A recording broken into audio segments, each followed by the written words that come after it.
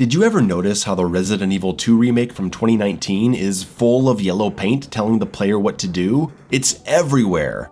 Yet people didn't complain about it.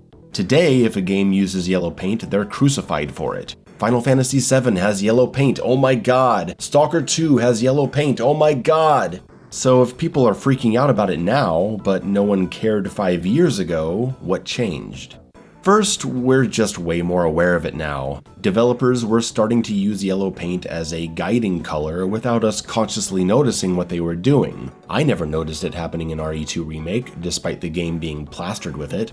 It's on the ladders, it's on the boards, it's on the locker you have to move in the beginning, it's on the C4 placement upstairs, it's on the parking lot access terminal, it's highlighting the basement power panel, it's holding up the key on the whiteboard, it's covering the stepping box and leading a trail through the window, it's covering the west side door control, it's on the chains you have to break with the pliers, it's on the water valve to put out the fire. Going back to RE2 Remake now, the yellow paint is painfully obvious.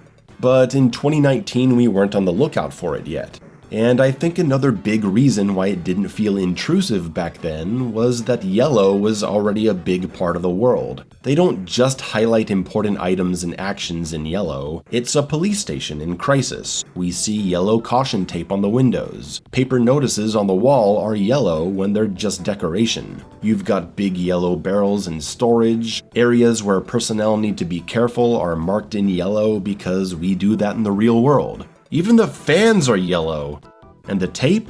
Well, a lot of tape is yellow. We didn't know it was yellow because they were trying to guide us. It was tape.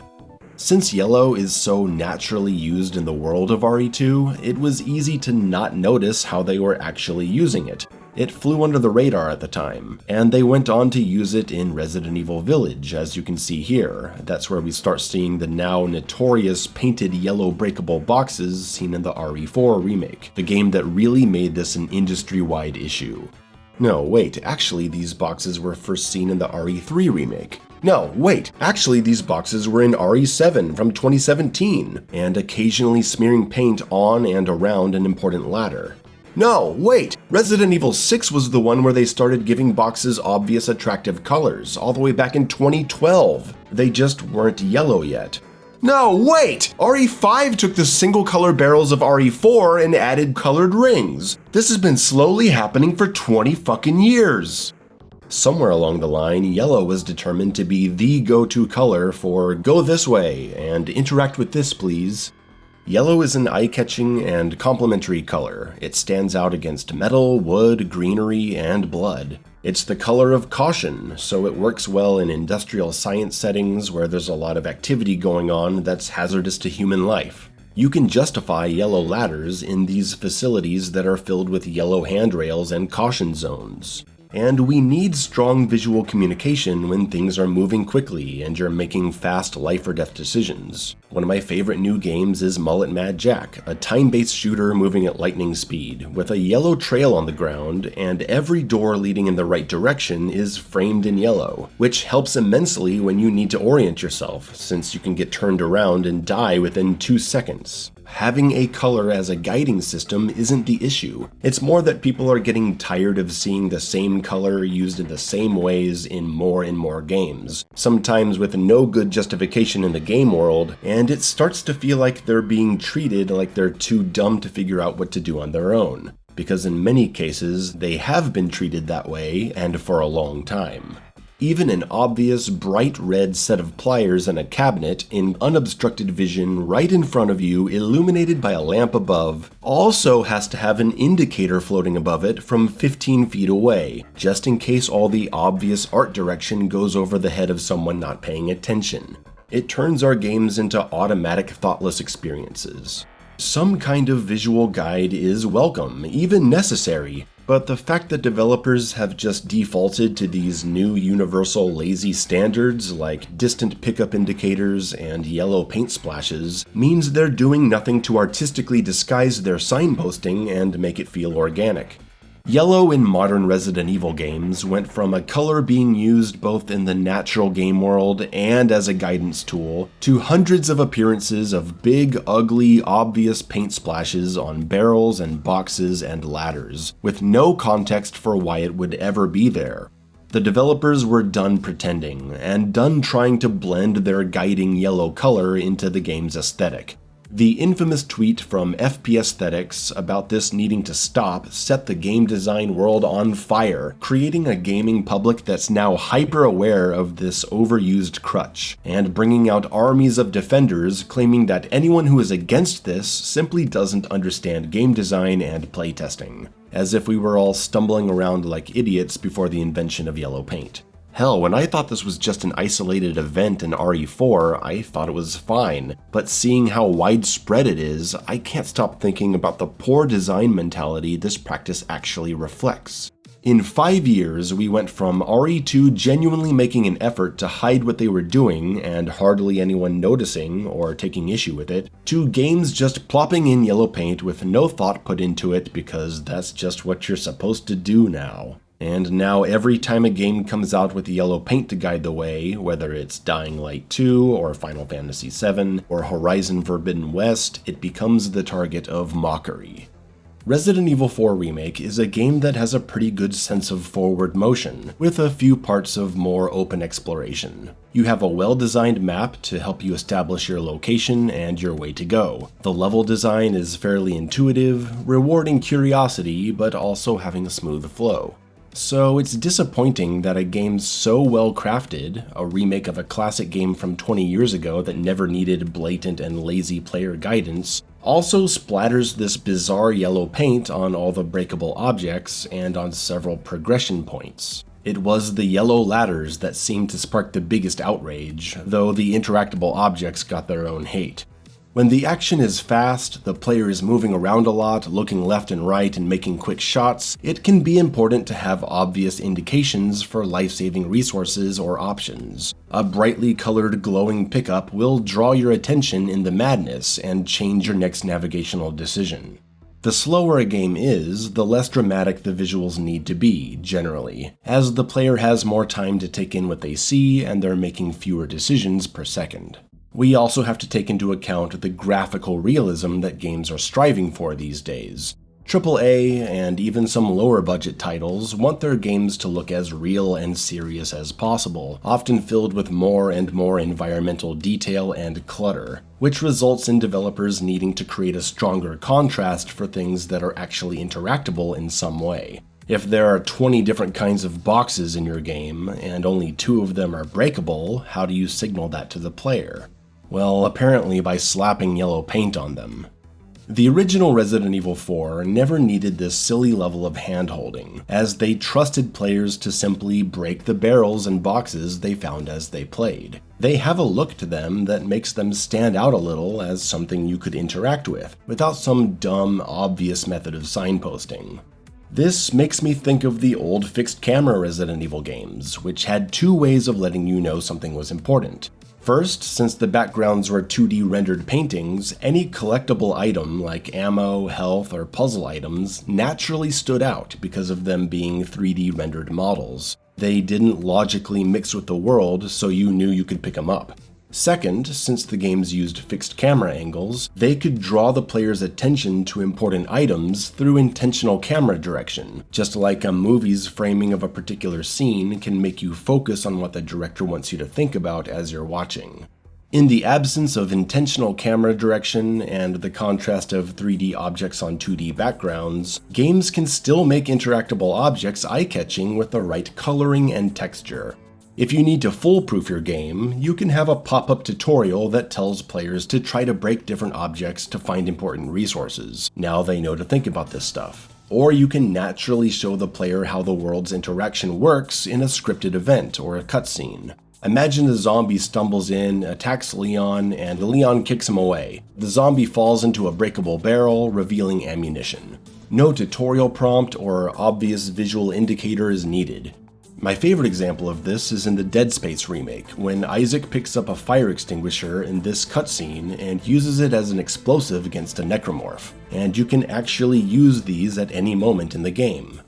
So are we to simply accept that just because Resident Evil 4 Remake has more lifelike graphics, that yellow paint must be added to all the breakable crates and barrels? I don't think so. Because while I'm willing to admit that contrast might be needed to draw attention during intense moments of combat, a lot of these breakable items are found outside of combat, and they have the same obvious obnoxious signaling. This is where it starts to feel particularly condescending, and worse, immersion breaking since the graphics have become so realistic. There's a visual contradiction occurring when the game world is made to be as real and high detail as possible, while part of the world is constantly yelling at us that this is a video game and we need to make sure that players don't miss these barrels over here. People tend to hear this complaint as an outright dismissal of the concept of visual guidance, and it's not. Like I said, camera direction, items having a unique look to their models can serve to guide players. Just giving items a clear, distinct look in a realistic world can draw your attention. No one complained about a lack of visibility on the items in the Resident Evil 2 remake, a game going for a dark and realistic look. We spotted the green herbs just fine. Oh wait, even the herbs have yellow paint on them? Oh, for fuck's sake.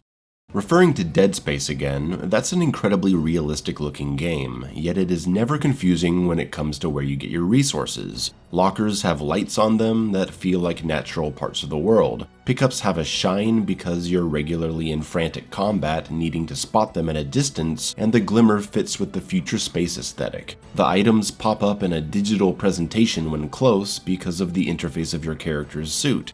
All these visual indicators make sense in the world of Dead Space. We are pro-visual indicators here. But if there was a gnome that appeared next to every important interactable object, jumping up and down and pointing at it, we would find it distracting, and insulting, and lazy. Because the inclusion of yellow paint is not one of creative design, it's one of failure. They designed their game in a way that led playtesters to constantly fail and not notice what they were supposed to interact with. So they just slap on a trendy solution that everyone else is doing and call it a day. Since it's been shown to work, I think they're just not even bothering to consider there are better ways to do things, and they're just designing with the mentality of whatever, we don't have to worry about doing anything better, we can just put yellow paint on it later. That's how we get 6 straight years of Resident Evil games using yellow paint on everything. And what makes this really irritating is that there are other things you can do. There's a PC mod that came out shortly after the release of RE4 Remake that removed the yellow paint and replaced it with the insignia of the cult. It's so much better. If there has to be a clear indicator, make it something that belongs in the world. But that's all just interaction in regards to resources. What about navigation? That's where we see the yellow paint phenomenon reaching critical mass. Paint telling us to climb up a ladder. Paint telling us to climb up these ledges. Paint telling us to climb up these ledges and this ladder. Paint telling us to climb up this ladder. Why is it always ladders? This is just as immersion breaking as paint being used on breakable boxes. Some would say much worse because of how common it's become in the early 2020s. And it's just so unnecessary because there are always natural in-game methods to light the way. Sometimes literally, with lights. In Half-Life 2, there's a lamp lighting up an open train car to escape the soldiers firing on you from above. Doom 2016's environments were these big industrial laboratories, so they used green lights to lead the way. I was playing the indie horror game Hollow Body last year, and in the opening street section I got kinda turned around, and then I noticed a lone street lamp in the distance, and that led me down the right path. And there's so many other ways you can do this. Ghost of Tsushima had a brilliant way to guide the character by using the direction of the wind. Lockers with lights on them and artistically lit pathways are far less immersion breaking than the idea that some wacko is running around this world spilling paint everywhere on whatever the player needs to interact with. This is all smart player guidance that doesn't break the experience. So when we have developers on social media talking down to us, insisting that it just has to be this way, we have to use yellow paint, we know it's bullshit. Attractive colors have been used in various degrees of subtlety for ages. The old Uncharted games might have yellow somewhere, but red in other places. It's about contrast and making something work for the world. and not using it when you don't really need to, so the player can just be observant and think. Ghost of Tsushima's climbing sections have subtle highlights here and there, while the rest of it is totally clean. We have to consider the context, we have to consider the intended experience of the game. Visual indications that complement your world instead of just painting stuff yellow because it works for everyone else. And now the yellow paint problem has spread into games that don't even have high-fidelity lifelike graphics, where defenders could say it's actually necessary. In 2023, the retro boomer shooter Warhammer 40k Bolt Gun had yellow paint telling you where to go at times. In 2024, the game Forgive Me Father 2, with its vibrant comic book style, occasionally marked the way to go with yellow paint. Thankfully, they stopped after the first few levels. It's become a joke at this point, and players cannot see yellow paint as anything other than, "Hey idiot, this way!" because they know the game was not made with it in mind. It got slapped in later instead of finding a better solution. Or the games are being made with yellow paint in mind out of laziness or just the pressures of conformity, and that hurts the artistic medium. And regardless of how many developers actually defend this practice, it seems that they're actually starting to realize that players are getting sick of it. So they've moved on to the next trend, white cloth. It's already begun. 2024's Silent Hill 2 remake and Indiana Jones and the Great Circle both ditched yellow paint and replaced it with white cloth, which I'm sure we'll see more of. Isn't it insulting though? They see backlash to yellow paint because it's a lazy immersion-breaking fix, and instead of finding creative in-world solutions to their navigation or interaction problems, they just find another colored material they can slap on things in every game for the next few years. We see what you're doing, guys. We have eyes. I'm dying to know how this scene happened. Remember in the original Silent Hill 2 where you just had some blood trails in the road to draw you in a certain direction? It was enough of a hint for the curious player. That's who plays survival horror. We just need a blood stain to follow. And now because the remake has to worry about armies of new players not paying attention and leaving a bad Steam review or complaining on Twitter, the original game's blood trail and a big open hole in the garage door is apparently not enough to get people to check this out. I bet that wouldn't be an issue with a fixed camera. Did the first version of this not have the white tape and the pop-up tutorial? Did they playtest it and find that some people didn't inspect the hole and then they ran around lost for 5 minutes? Well, then fuck 'em, right? I've gotten lost in survival horror games because I stopped being observant. It's part of the process. And let me close with this. Yellow paint signposting is not just an isolated problem. To me, it's one of homogenization. I've been worried about the slow homogenization of video games for a while now, and this is just another sign of it to me. I see how you can't make a AAA horror game without an over-the-shoulder camera perspective making them all play the same. I see the same colored rarity systems where everyone automatically knows what color upgrade to go for. I see the same lock-on, roll, parry, no animation cancel style melee systems. For a solid 15 years, we saw nearly every shooter have a cover system and auto-regenerating health. Thank God we broke from that. And now they want to make it to where whenever you pick up a new game, our brains are trained to look for the color yellow so we know where to go. I don't like how we're being conditioned. They're creating a consumer base that goes into games expecting things to be a certain way, and if it isn't like that, they get confused and lost. There's a lot of people out there that won't play something just because the camera works differently or the controls are different, and now they can't play games that don't tell them where to go at all times. So we gotta put this stuff in all the games to help the stupidest person, no matter how many other players it negatively affects. What is this? Seriously, what is this? This is the kind of image someone would make as a joke making fun of yellow paint, but it's real! To conclude this video, a summary of the points against yellow paint. It's overused and too obvious. It's applied in ways that don't make sense for the world. It's now a design crutch that takes the place of better artistic solutions. It's being used in frankly insulting ways. Premeditated reliance on it is kneecapping the creative process, and it contributes to game homogenization. Call it out when you see it, in a civil fashion, don't be a dick online, and celebrate the games that don't fall into these traps. Thanks for watching, everyone. See you when Doom: The Dark Ages comes out.